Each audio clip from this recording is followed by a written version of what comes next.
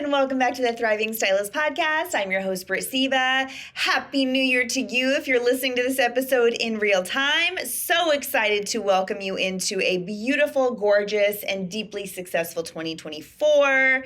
If you're listening on the replay, I hope that the industry is treating you well, and I'm really excited to dig into this week's episode. We are going to talk about motivating Gen Z. So this is not by any means the first time I've talked about the differences in generations in our industry. If you go back to podcast episode number 235, it's called Boomers, Gen X, Millennials, and Gen Zs in the Salon. And I really talk about the difference between all of the generations, how they see the industry, how they like to work, how they like to be managed. We dig into all of them. So when we look at the industry right now, the vast majority is millennials. And then we have a good chunk of Gen X, a good chunk of Gen Z, and some boomers. I would say probably less than 15% of the industry is boomers at this point, because that's the age of kind of over 60 looking to retirement. It's not to say that they're on Stylist still working in their 60s. Absolutely they are, and they rock. But what I'm saying is that when you look at the vast majority of the workforce, you're going to see the bulk millennials, then quite a bit of Gen X, quite a bit of Gen Z. That's the split. So 235 if you haven't listened already. But this week we're going to talk specifically about Gen Z because I had a beautiful question come in from somebody in my Thriving Leadership program. So if you don't know, now you know. I have a program dedicated to exceptional salon leadership. We talk compensation plans, we talk growth plans and paths, core values, mission statements, vision statements, company meetings, how to motivate, how to set up structure, how to do write-ups, how to hire, how to fire, all the stuff. But we also have this great community where people can ask questions. And we had this beautiful question come in from a salon owner, and I want to share it with you and talk about how we can use her question to motivate our team as a whole. So this salon leader said, Britt, I need your help. I'm really struggling to manage, mentor, and motivate a good portion of my stylists. These stylists happen to be Gen Z, and I feel like it's because they have the mentality of seeing where life takes them, and they don't have the drive or direction to be self-motivated. I think that's an interesting perspective. I've been seeing this more and more, and I really want to support them in that. I'm not trying to change them. I'm trying to better understand how to lead.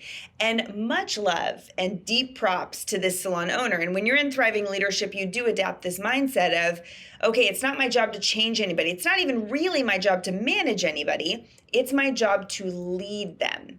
And that's kind of the ideology that this person's coming from.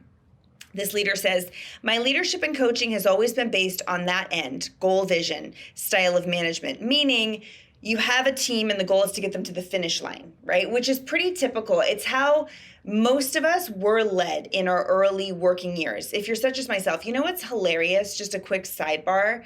I was a mother by the time I was 18, and I always promised myself, I was like, I'm gonna be the youngest, coolest mom forever, and I'm never gonna let the world pass me by.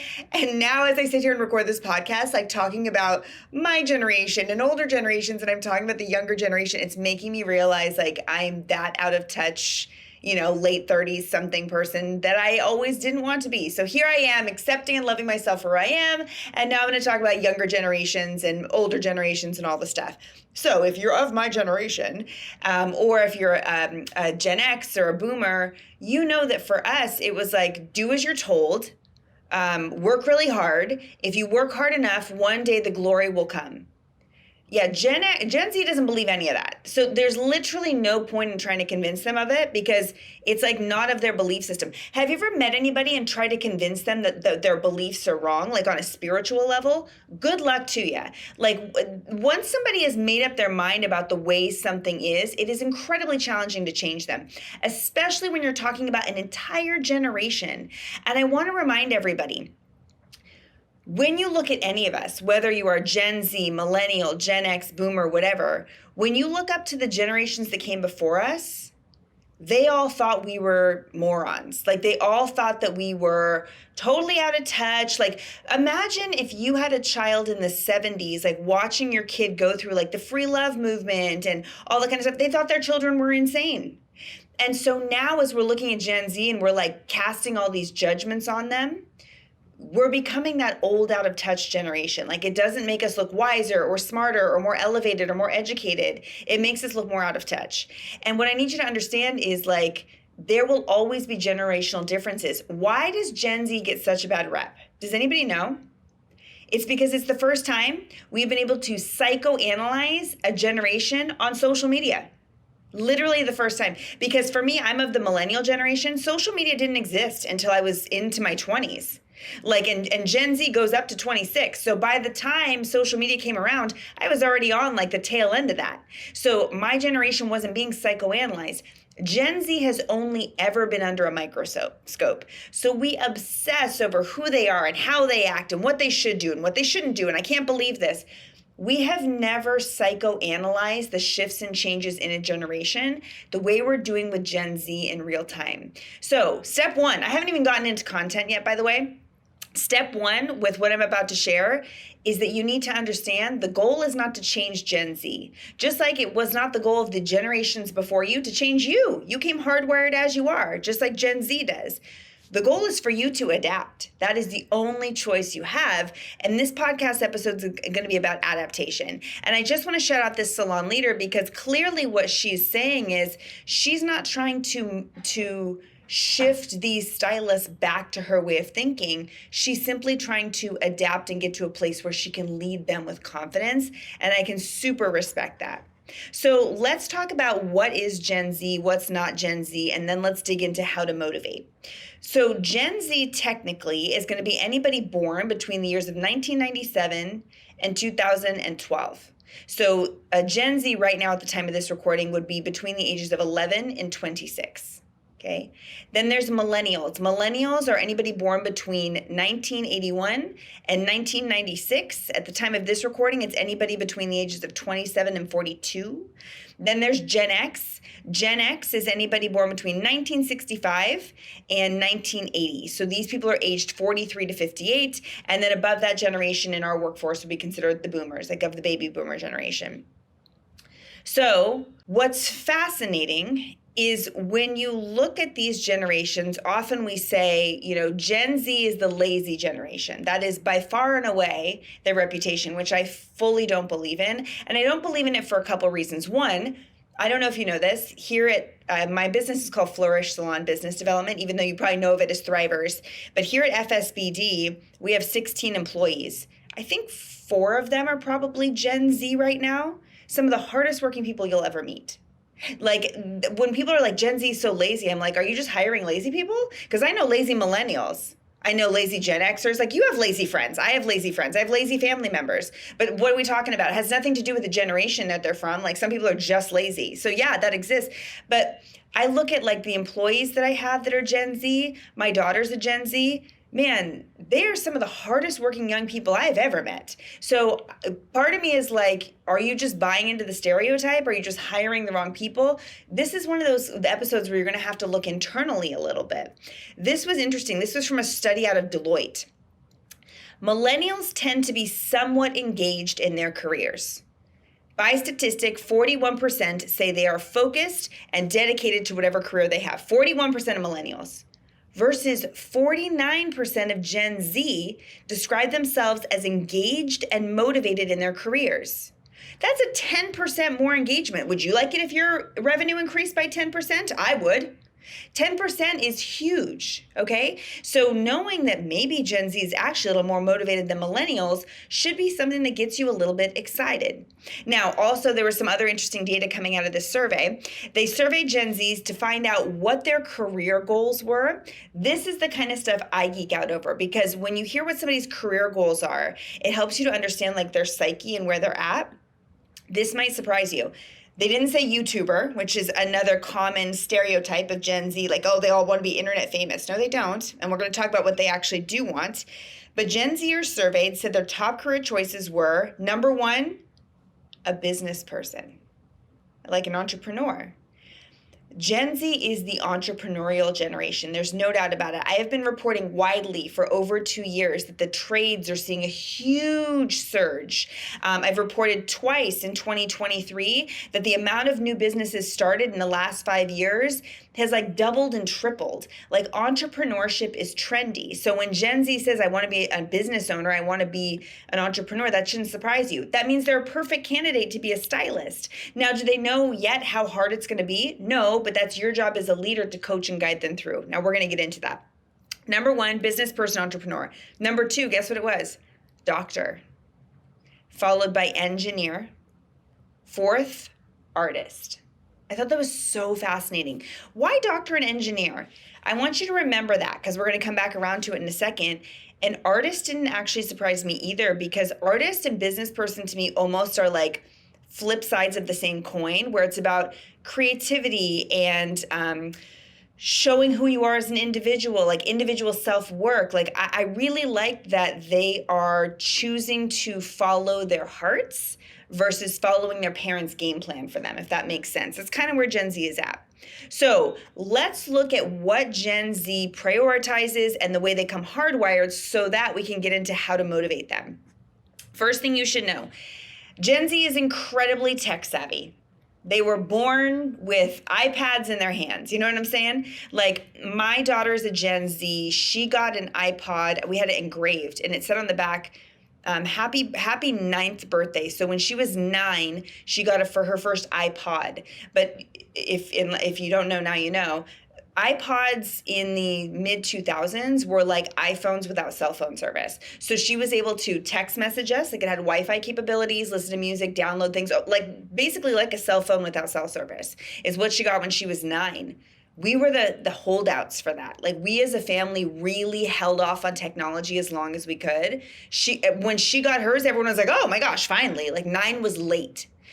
So, and I'm not here to judge anybody on their tech, expectations for their family or whatever. What I'm saying is that's the social pressure that exists right now. So my child has had technology in her hands for more than half her lifetime. It's all she knows. And she was begging for that freaking things for years before we gave it to her. So they are driven by tech. What does that mean for you? That means if your social media looks crummy, or you've decided it's too hard, or it's something you're not going to learn, or you don't have time for it, you're going to have a very difficult time motivating and hiring Gen Z. You're going to look very out of touch, and you're not speaking the same language as them. Tech is like their number one priority. So if you're deciding it's such a waste of time, you're not going to learn how to use it, that's fine, but none of the new generations are going to want to work for you. Number two, your website. Your website is so freaking important. When my daughter was looking for salons to work at, a lot of people ask me like, oh, did she start on Instagram? Do you know how hard it is? Like if you're, imagine this, imagine if you're in these shoes, you move to a new city and you're trying to find a salon to work in. How are you going to comb Instagram to find that salon? You're just going to start blindly typing in like Nashville salons and like hope that hashtags and geotagging and all that's going to magically bring up like the best salons in Nashville on Instagram. I have news for you. That's not how that algorithm works. So how do stylists, like up and coming Gen Z stylists, find amazing places to work? I'll tell you, it's Google. And you know what else? It's really hard because most salons don't have great websites. It's not easy to understand what they offer to their team members. Are you booth rental? Are you commission-based? Are you hourly? What's the growth path? What's the plan? How do you build business? I'm a mentor in the industry, and I was sitting here side by side with her trying to help her to make these decisions. And I was like, girl, I don't even know what's going on most of these businesses. And I know what to look for. Like it should have been that much easier, and it was equally as hard. So having a well-built website, having your social media, having online booking. Y'all, if you are still booking by paper, Gen Z laughs at you. And it's going to be less and less and less cute with each passing year. And I say cute to try and be like gentle tongue-in-cheek, and I totally understand that. But you're actually missing out on, I'm not even exaggerating, probably at least $10,000 a year if you don't have online booking. And not just because like, oh, you get more clients when you book online. I'm not even talking about that. I'm talking about the metrics, the correspondence, the marketing, like all of the stuff that you can do with automation. Like you're just simply missing out on revenue. So knowing that Gen Z is tech savvy, if your salon and your business is not tech savvy, you're going to really struggle to hire and motivate Gen Z. Like if you don't look like you're with it, you're not going to inspire them to stay with it either. The other thing they value is flexibility. You probably already know this. And whenever I say flexibility in Gen Z, it's like that ultimate eye roll. And people are like, I know, they never want to work. No. They want to work. But here's the two number one things they ask for when it comes to flexibility. Number one, flexible hours, which should be no surprise to you. I look back in our assisting program when you started working for us, you were allowed to take one Saturday off.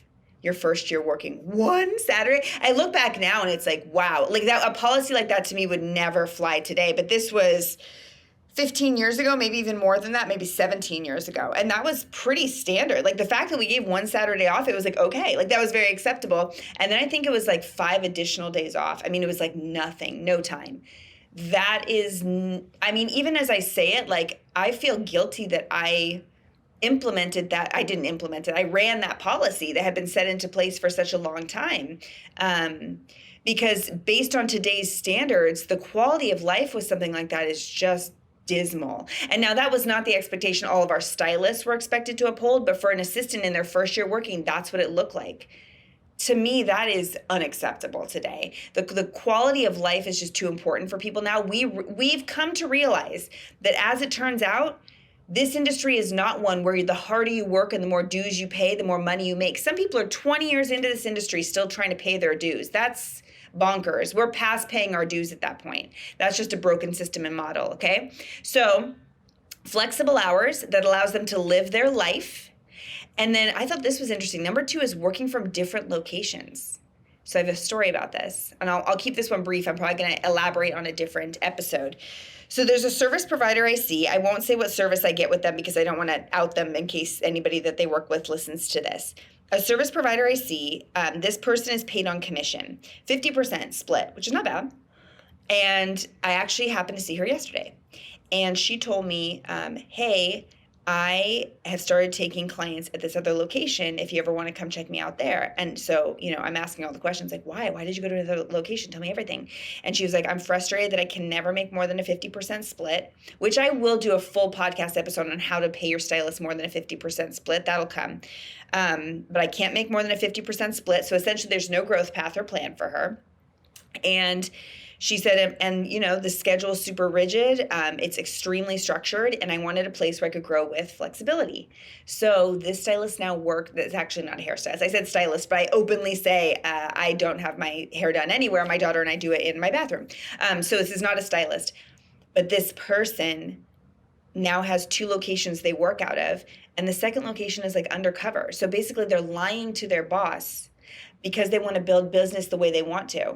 Now, for me, it makes me sad because why can't this person, if they choose to work 7 days a week to make more money, I mean, legally, they're entitled to do that. Like, why is there so much secrecy?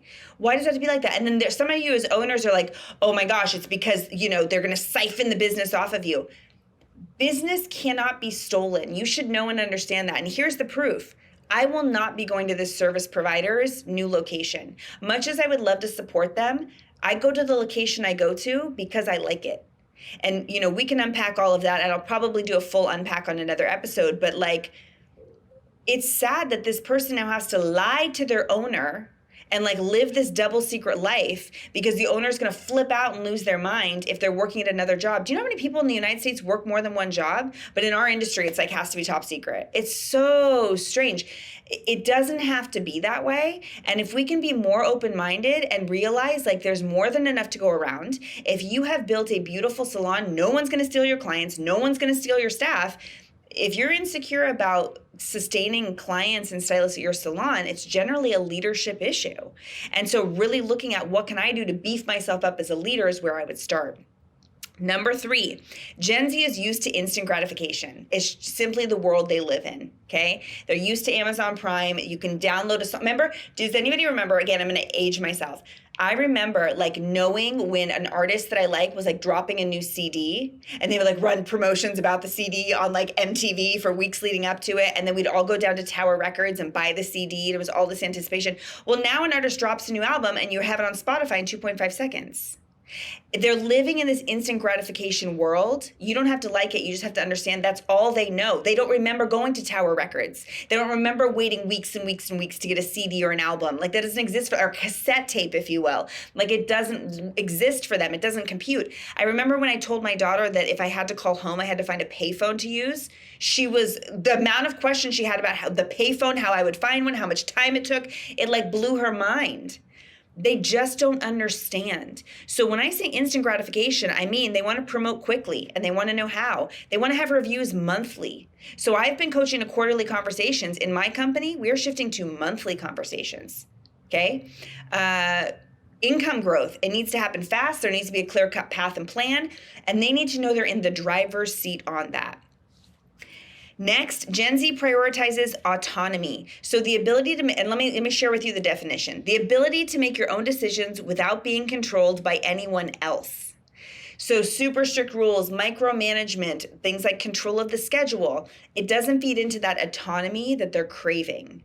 And this is where they get a difficult reputation, is that people say they're challenging to work with. No, they're kind of just like not sheep.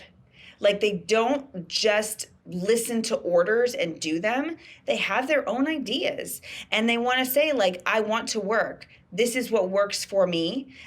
This is the time I'd like to have. I will grind for you. And here's what I'm all about. What I find to be interesting is, let's say you have a Gen Z and they're like, I don't want to work Saturdays at all. For me, I would say, okay, no worries. You don't want to work Saturdays? Fair. I'm going to give you 90 days. If in 90 days you can build up a Tuesday through Friday clientele that by the end of the 90-day period produces $3,000 a month in services, you can keep your schedule like that. If at the end of the 90 days you're not doing $3,000 in services a month, you must pick up a Saturday. Deal?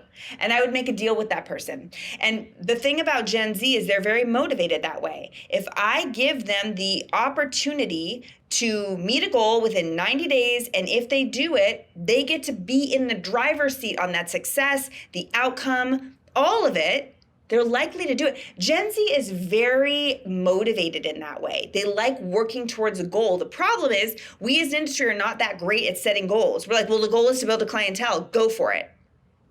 That's like me telling a business person, well, your goal is to create a successful business. Go. That goal is way too big and obscure and not tangible. You have to give them more micro goals and then reward them for getting there. Lastly, Gen Z is deeply motivated by purpose. So they don't want to just work to work. They want to feel like they're making an impact. They want to feel like they're working for a business that has values and beliefs. Let me tell you what is not a value. Here at the Salon, we're a big family. That's not values. That's not what they're looking for. We like to uplift our community. Not values, not what they're looking for. You have to dig deeper than that. What is the impact? What is your mission? What is your vision? Where is this salon going? And how can each Gen Z stylist who works for you help to further that mission? That's the kind of work they like to be a part of. And in Thriving Leadership, we show you how to do all of that.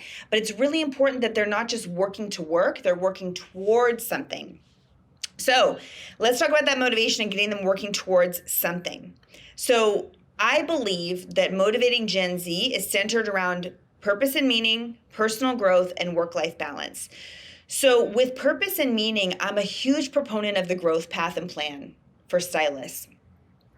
Most salons struggle to build one that motivates today. I'm finding that Gen Z stylists are not super motivated by things like level systems. They're not super motivated by ideas that like, in 2 years you can get here, and in 4 years you can get there, and then you'll be diamond platinum certified. Like, that's not it.